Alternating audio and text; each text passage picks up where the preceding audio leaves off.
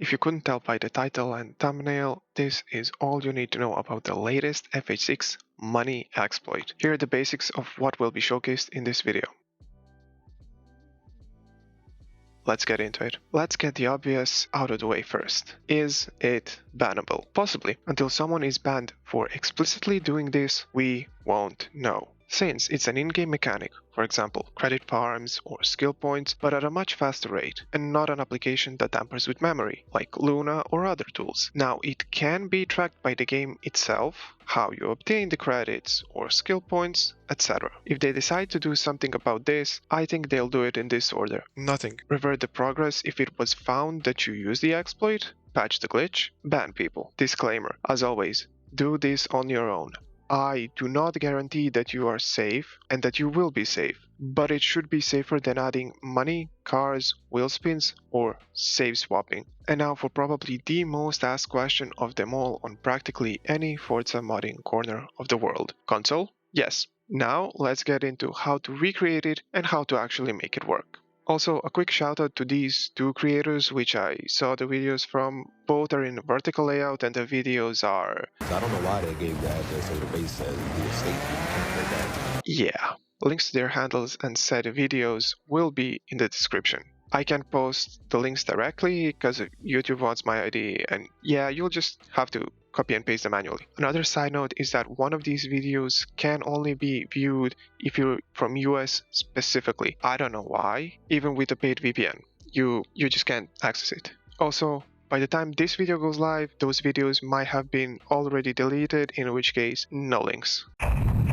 Get yourself an EV Hummer. You can get one from the auction, but at the time of recording it was more expensive than from the auto show, so I got it from there. Bonus tip, if you own Soco House, you get 5% discount. The price of it is around $1 million. We need a tune, so head over to the tune section. Now, at this moment, the first two tunes which appear are for this method. However, in my experimenting, I couldn't get the first one to work. So I went with the second one. Both share codes will be on screen. If you wish to experiment, feel free. We'll be using the second tune, the one with the long name. More info about the name later.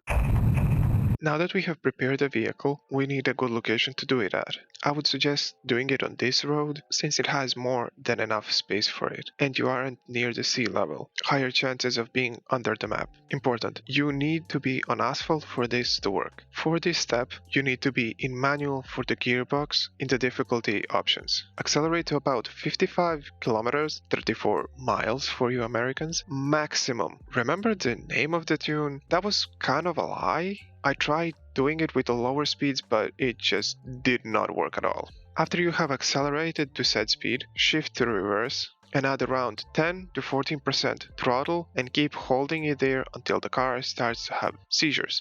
Like this. I recommend turning on telemetry for this one to make it easier to see your throttle positioning. Now that we are in the air, hopefully if you did everything correctly, we need to see what our wheel speed is. To do this, scroll until this is a good indication if you did the glitch perfectly. See those yellow vertical lines? It means it most likely worked. Let's continue scrolling.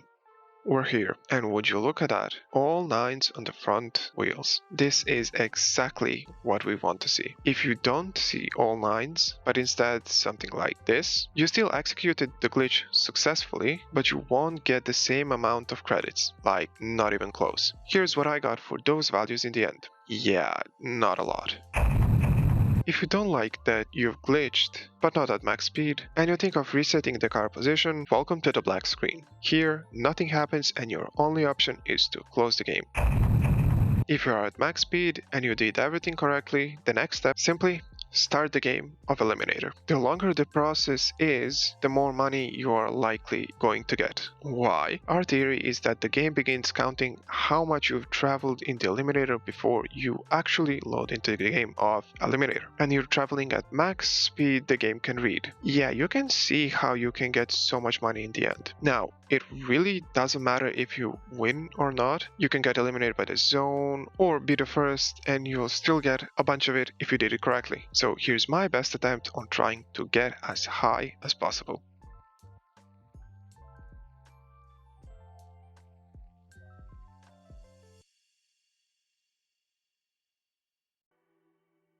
Now, granted, it is more, but I also think the game loaded for longer.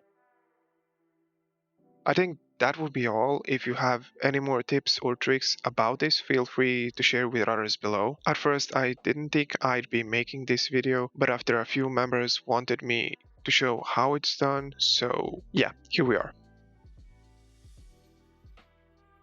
Reason for no gameplay audio is cause I used Universal Radio Mod to listen to copyrighted music. Shout out to them. Also, every time I say we, I mean ForzaMods, the Discord where I saw those clips. An idea for this video was born from. Interested in joining the largest Forza modding server? A link will be in the description. Also, here's how friends reacted when they saw what I achieved. Once again, thanks to the original people I saw the videos from. Here are some of the things people wanted in the outro, so there's that.